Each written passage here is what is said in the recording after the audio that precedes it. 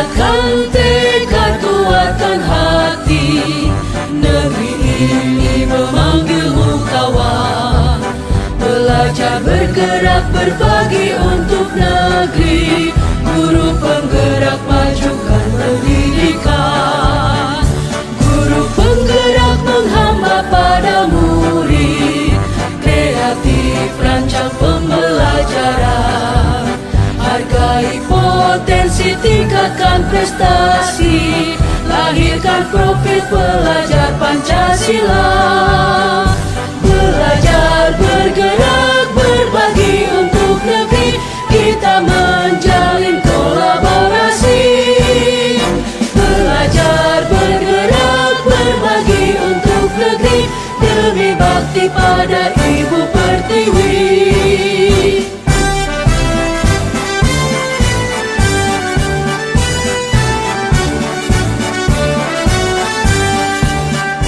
Bulatkan tekad kuatkan hati, negeri ini memanggilmu kawan.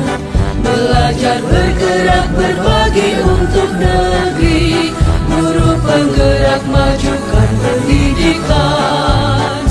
Guru penggerak menghamba pada murid, kreatif rancang pembelajaran. Hargai potensi, tingkatkan prestasi, lahirkan profil pelajar Pancasila.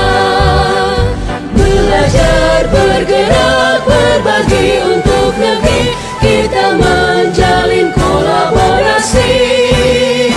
Belajar bergerak berbagi untuk negeri, demi bakti pada Ibu Pertiwi. Belajar bergerak berbagi untuk negeri, kita menjalin kolaborasi. Belajar bergerak berbagi untuk negeri, demi bakti pada Ibu Pertiwi. Demi bakti pada Ibu Pertiwi.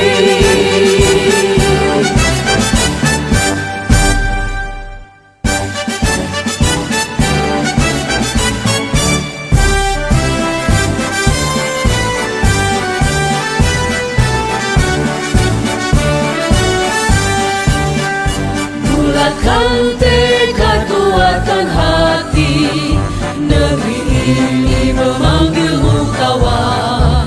Assalamualaikum warahmatullahi wabarakatuh. Waalaikumsalam warahmatullahi wabarakatuh. Alhamdulillahirabbil alamin, wassalatu wassalamu ala asrofil anbiya'i wal mursalin wa ala alihi wa sahbihi ajma'in, amma ba'du. Yang kami hormati Bapak Kepala Sekolah SDN 7 Boliohuto, yang kami hormati teman-teman rekan sejawat guru-guru SDN 7 Boliohuto. Segala puji syukur kehadirat Allah Subhanahu wa taala yang sudah mempertemukan kita di tempat ini dalam rangka sosialisasi calon guru penggerak tentang modul 1.4 budaya positif.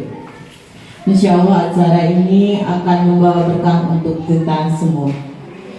Salawat dan salam semoga tetap tercurah ke junjungan Nabi besar Nabi Muhammad Sallallahu Alaihi Wasallam. Insya Allah hal yang mulia itu sampai pula kepada kita, khususnya yang masih setia melaksanakan ajaran dan sunnah beliau. Jadi tanpa memperpanjang waktu lagi, kita akan mulai acara pada hari ini dengan terlebih dahulu kata-kata sambutan dan arahan dari Bapak Kepala SDN 7 Boliohuto. Kepada beliau kami persilakan.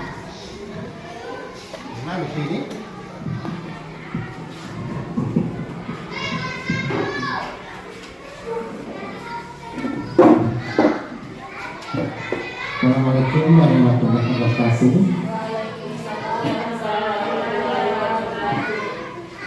Yang saya hormati guru-guru SDN 7 Boliohuto. Alhamdulillah wa syukurillah, kita pada saat ini masih diberikan kesehatan, kekuatan, Kita masih dapat hadir di ruangan kelas 3 ini dalam rangka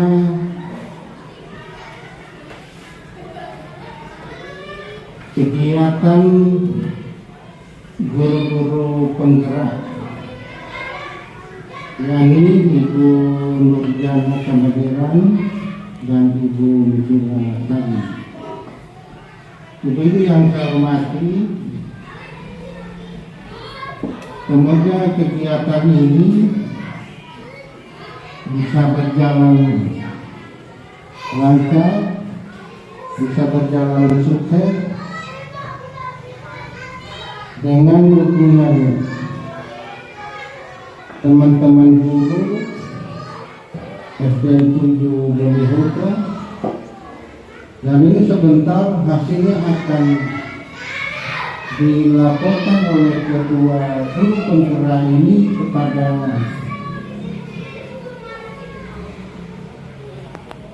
apa dulu istilah yang istilahnya penggerak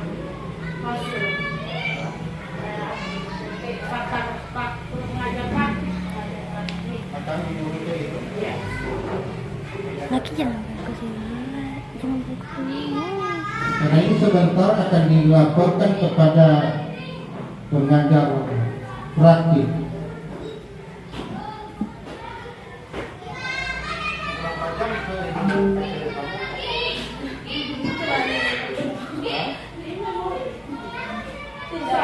Pokoknya cuma sebentar saja.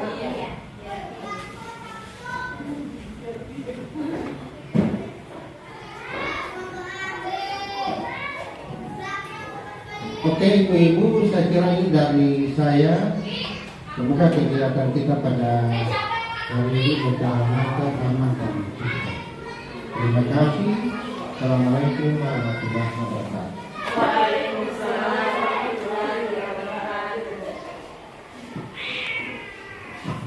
Baiklah, selanjutnya kita akan memasuki acara inti, yaitu tentang penyampaian materi pengibasan dari modul yang telah kami dapatkan, yaitu modul 1.4 budaya positif, terdiri atas 6 materi. 3 materi pertama akan dibawakan Ibu Nurjana, kemudian 3 materi berikutnya akan kami bawakan. Semoga dengan mengikuti materi tentang budaya positif ini, pikiran kita sebagai guru akan terbuka dan bisa merubah mulai dengan pelan-pelan. Oke, kepada Ibu Nurjana Kamadiran kami persilakan. Terima kasih untuk kesempatannya. Oke, kita lanjut tentang materi kebutuhan dasar manusia dan dunia berkualitas. Jadi, materi ini berkaitan dengan materi yang sebelumnya tadi tentang budaya positif. Pasti dalam kehidupan sehari-hari kita sebagai seorang pendidik, ada saja siswa yang melakukan pelanggaran budaya positif yang kita terapkan di sekolah. Oke, coba saya minta satu orang contoh pelanggaran budaya positif. Misalnya seperti apa? Anak-anak berbuat melanggar budaya positif yang kita sudah terapkan di sekolah kita. Coba Ibu Vera, contohnya seperti apa? Contoh pelanggaran yang anak-anak buat di kelas. Contoh misalkan dalam bekerja kelompok, di situ kan sudah disepakati bersama bahwa mengerjakan tugas kelompok itu dengan bersama-sama atau secara perkelompok bersama-sama, tidak boleh misalkan ribut atau bermain di kelompok saat pelajaran. Nah, di situ mereka ada yang melanggar. Nah, jadi seperti itu contohnya ya. Oke, terima kasih Bu Vera, itu untuk perwakilan kelas tinggi. Pasti beda perlakuan pelanggaran yang dilakukan oleh kelas rendah. Ibu bisa minta bantuan jawabannya Ibu Asna, bagaimana yang terjadi pelanggaran yang dilakukan oleh murid-murid kelas rendah. Ya, terima kasih. Saya ambil pengalaman dengan kelas saya. Seperti di kelas, saya membuat aturan tidak boleh membuang sampah di dalam kelas. Nah, kemudian jika ada yang membuang sampah di dalam kelas, saya akan beri denda. Begitu. Terima kasih. Oke. Jadi itu tadi terkait tentang berbagai contoh pelanggaran budaya positif yang diterapkan. Misalnya tadi kelas tinggi tentang kerja kelompok, tidak boleh ribut ataupun bermain. Jadi ini kalau kita mengambil keyakinan kelas yang akan kita terapkan itu bisa lebih menghargai diri sendiri dan orang lain. Jadi ketika keyakinan kelas itu tadi dilaksanakan, maka siswa akan menyadari bahwa ketika dia bermain dan ribut ketika belajar berkelompok, berarti dia sudah tidak menghargai teman kelompoknya yang lain. Kemudian untuk contoh kelas rendah tadi, membuang sampah di kelas. Kemudian ini budaya positifnya yaitu keyakinan kelas yang bisa kita sepakati bersama dengan murid-murid siswa kita di kelas itu, berarti menjaga kebersihan lingkungan kelas dan sekolah. Jadi ketika anak-anak meyakini keyakinan untuk menjaga kebersihan kelas dan lingkungan sekolah, maka dia akan mulai menerapkan diri untuk selalu menjaga kebersihan lingkungan sekitar. Mengenai materi kebutuhan dasar manusia dan dunia berkualitas, apa sih hubungannya dengan tadi itu? Nah, hubungannya murid-murid atau anak-anak kita di sekolah ini, ketika mereka seperti tadi membuang sampah di kelas, kemudian bermain dan ribut ketika belajar kelompok, pasti ada penyebabnya. Dan penyebabnya inilah yang berkaitan dengan kebutuhan dasar manusia. Kebutuhan dasar manusia itu ada 5. Yang pertama, bertahan hidup. Yang kedua, kasih sayang dan rasa diterima. Yang ketiga, penguasaan. Yang keempat, kebebasan. Dan yang kelima, kesenangan. Sebelum saya menjelaskan lebih lanjut tentang apa-apa ini 5 kebutuhan dasar manusia, ada contoh sebuah kasus. Ada seorang anak bernama Doni. Gurunya ini sering mendapat laporan ketika istirahat, anak ini, Doni ini, sering merebut bekal temannya, kemudian dimakan oleh si Doni. Sehingga banyak teman-teman Doni yang melaporkan kepada gurunya. Nah, berkaitan dengan kebutuhan dasar manusia, yang pertama bertahan hidup. Bertahan hidup ini adalah kebutuhan yang bersifat fisiologis. Itu untuk bertahan hidup, misalnya kesehatan, rumah, dan makanan. Sementara komponen psikologisnya itu pada kebutuhan ini meliputi rasa aman. Jadi ketika pada kasus Doni tadi, anak Doni dipanggil oleh gurunya, kemudian ditanyakan alasannya,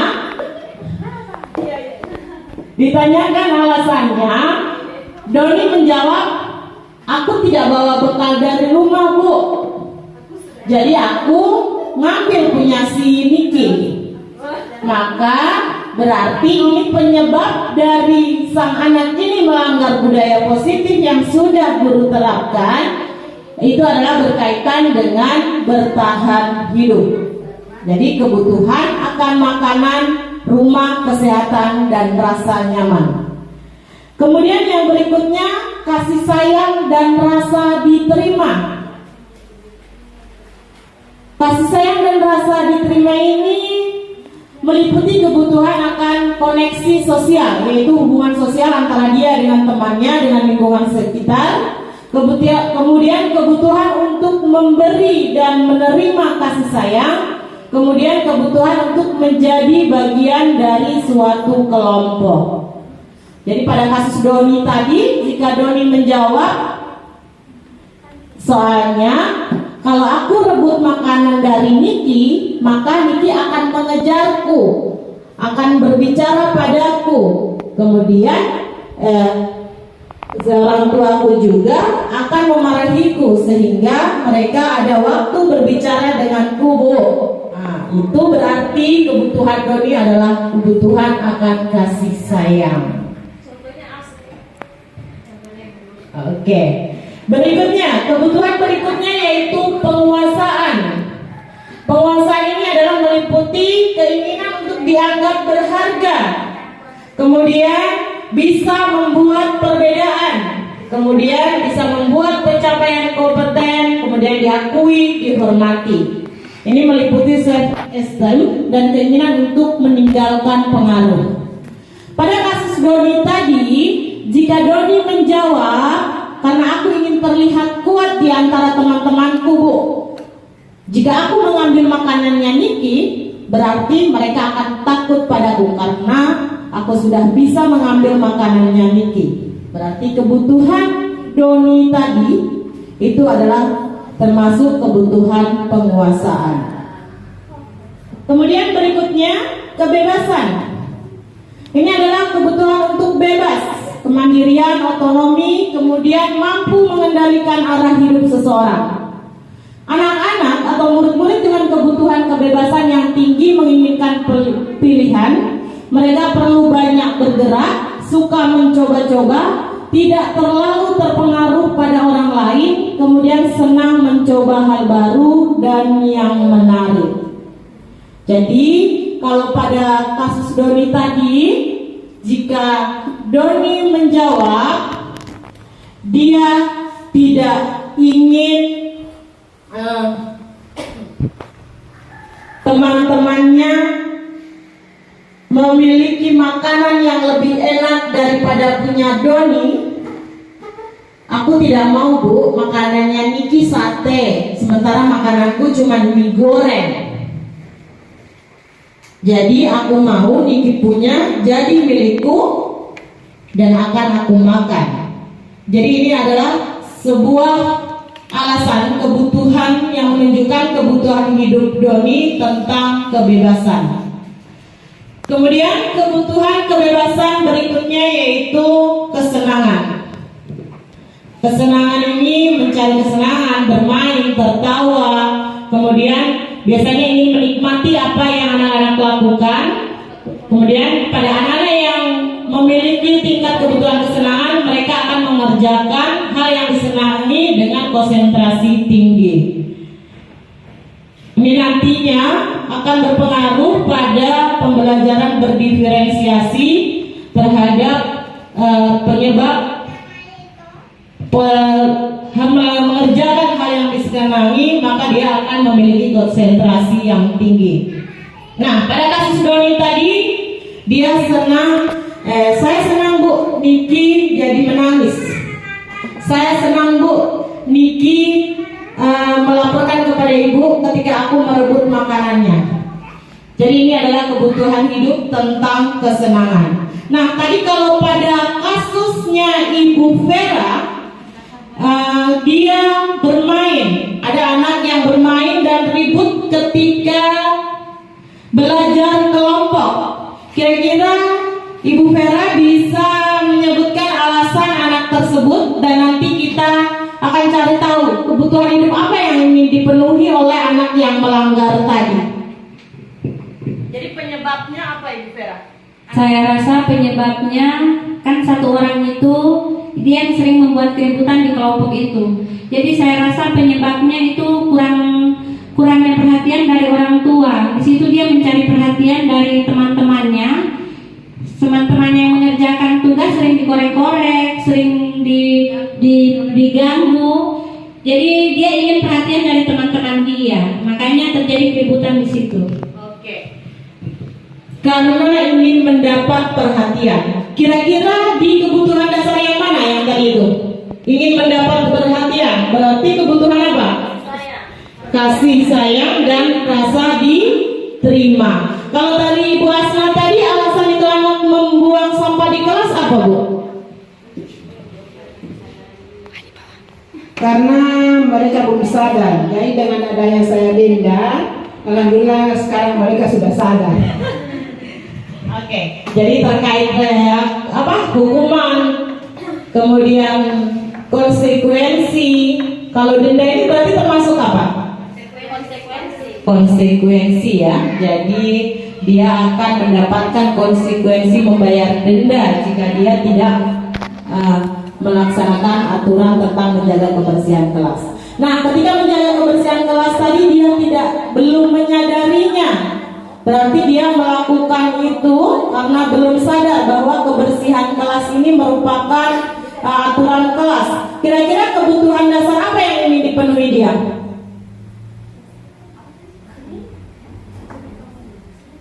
Anak tadi itu dia membuang sampah karena belum menyadari bahwa ada aturan tentang kebersihan kelas. Kira-kira tentang apa?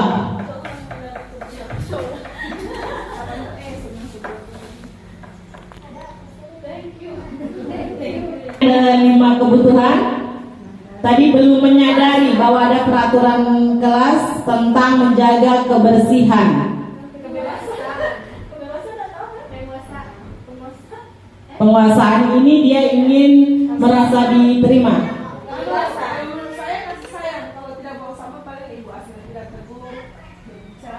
Oke, bagaimana Ibu Sofia? Menurut saya kebutuhan yang kedua kasih sayang dan rasa diterima. Kalau anak tersebut tidak buang sampah, mungkin tidak ada komunikasi dengan guru. Jadi ini alasannya karena dia belum sadar. Jadi harus kita untuk mengetahui kebutuhan dasar manusia yang seperti apa yang dibutuhkan oleh murid kelas 3 ini, berarti nasi nampak belum jelas, sehingganya kita harus lebih melakukan pendekatan. Tidak mungkin dia belum sadar. Maksudnya di sini belum sadarnya ini penyebabnya apa sih? Jadi masih harus dicari tahu sehingga kita akan mengetahui apa kebutuhan dasar manusia, kebutuhan dasar si anak tadi. Jadi bisa saja ketika ditanyakan ternyata aku rindu dimarah-marah Ibu Asna, aku rindu berbicara dengan Ibu Asna. Nah, berarti itu akan masuk di kebutuhan dasar kasih sayang dan dirasa diterima. Jadi Bapak Ibu, Ibu-ibu semua, pelanggaran budaya positif yang kita terapkan atau akan nantinya kita terapkan ini tidak serta-merta harus diberikan hukuman atau konsekuensi, tetapi ada satu istilah baru atau ada penerapan baru, perbuatan baru yang bisa kita laksanakan, yaitu restitusi. Restitusi ini juga berhubungan dengan kebutuhan dasar manusia. Nantinya mereka akan diberikan segitiga restitusi, dibertanyakan alasannya kenapa anak ini melakukan pelanggaran. Nah, jadi mereka melanggar ini bukan serta-merta karena mereka memang ingin, tetapi keinginan tersebut itu karena didasari oleh kebutuhan dasar ini. Seorang murid yang melakukan pelanggaran, dia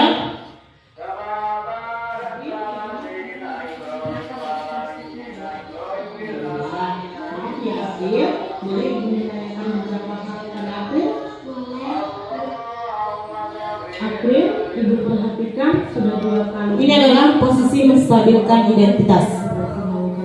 Apakah akan sadarkan hal itu? Iya, Bu, saya sudah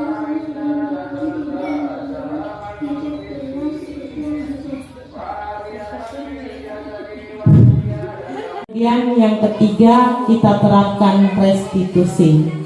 Ini memang tidak gampang, apalagi ketika menghadapi murid yang beragam dengan emosi dengan perlakuan yang berbeda-beda. Pasti ini tidak akan gampang, tapi mari kita terapkan dan tidak ada perubahan yang dibuat secara instan, pasti dengan perlahan-lahan. Kita terapkan pelan-pelan sehingga nantinya akan membudaya kepada diri kita sebagai seorang manajer, kemudian dengan menggunakan langkah restitusi. Oke, jadi ini yang dapat kami sampaikan. Lebih dan kurangnya saya mohon maaf. Wabillahi taufiq wal hidayah. Wassalamualaikum warahmatullahi wabarakatuh. Waalaikumsalam.